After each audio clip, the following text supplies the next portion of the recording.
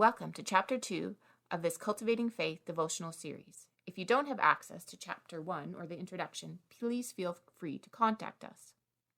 We are asking ourselves in this devotional series, what can we do with our seeds of faith to cultivate a harvest? We began in Chapter 1 of this series talking about the importance of land, which, for a farmer, is essential. Without land, there is no place to plant seeds.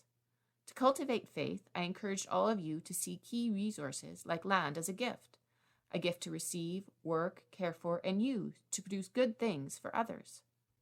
This chapter is entitled Preparing the Soil. My first question for you is, how would you distinguish between land and soil? The Food Grains Bank began a Good Soil campaign back in 2014 to strengthen support for small-scale farmers, a key initiative in the fight to end global hunger, and it continues today. Just recently, I watched a video highlighting how Ashnichek Zima, a female farmer from Ethiopia, has accessed education provided through the Food Grains Bank network to learn how to fatten her soil, a local expression used to refer to improving soil, health, and fertility. Ashnichek's farm is thriving, and this is directly linked to her family's efforts to care for their soil, alongside her faith in God. In the biblical book of Mark, chapter 4, we find the parable of the sower. This is just one of many gospel stories in which Jesus' teaching are rooted in the agrarian world in which he lived. This story also talks about how good soil is key for producing a bountiful crop. But of course, Jesus is alluding to a different kind of soil. And after being asked, he clarifies to his disciples the impact of hard and rocky soil or the presence of thorns in comparison to a good soil that multiplies the seed sown. Ask any farmer, and I'm sure they will agree that good soil cannot be taken for granted. As I mentioned in a different chapter of this series, my husband Rick loves soil and the things he learns about his spiritual life through nature.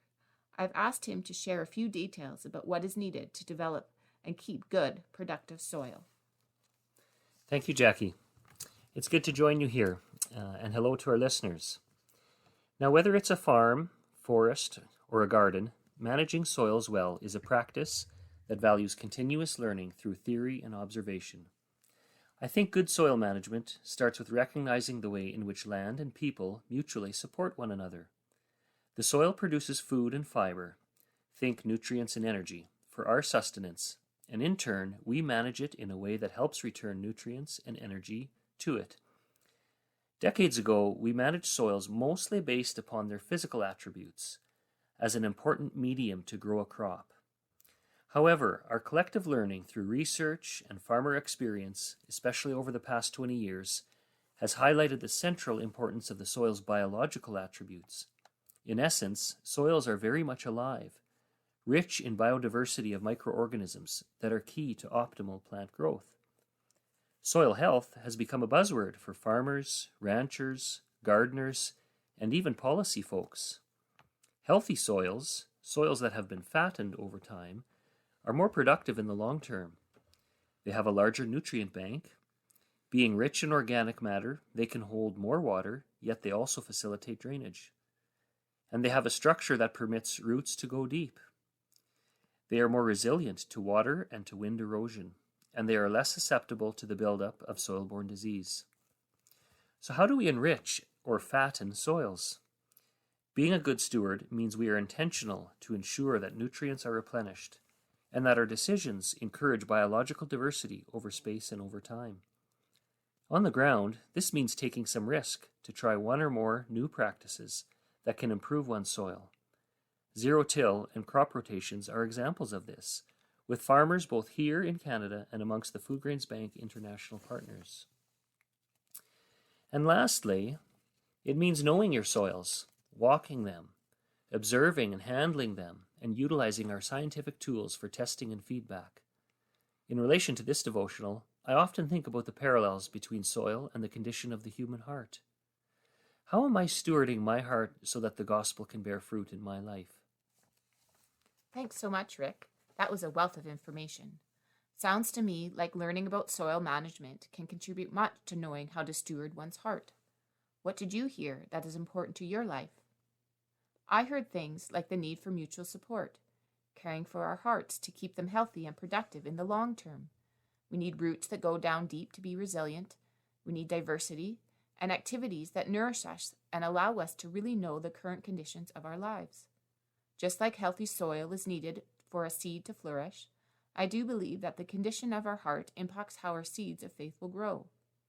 Before we go, I will again leave you with a few questions, suggested action steps, and an intro for next month's chapter. A first question. Ask yourself, what is the condition of the soil of my heart? Does the soil of my heart allow roots to grow deep, to cope with the struggles of life? Do I have diverse and mutually supporting relationships? Secondly, how do you celebrate and give thanks for the things in your life that bring nourishment? I'd also suggest that you consider one practice you'd like to commit to this next week or so to work on preparing the soul of your heart to receive the words God desires to give you. Thanks again for listening. Glad I was able to share Rick's wisdom about soils with you today. I've heard lately that farmers are gearing up for seeding these days, maybe only a month away now. Tune in next month for our upcoming chapter entitled A Willing Seed. I leave you with this verse from 1 Timothy 1:5. The aim of our charge is love that issues from a pure heart and a good conscience and a sincere faith.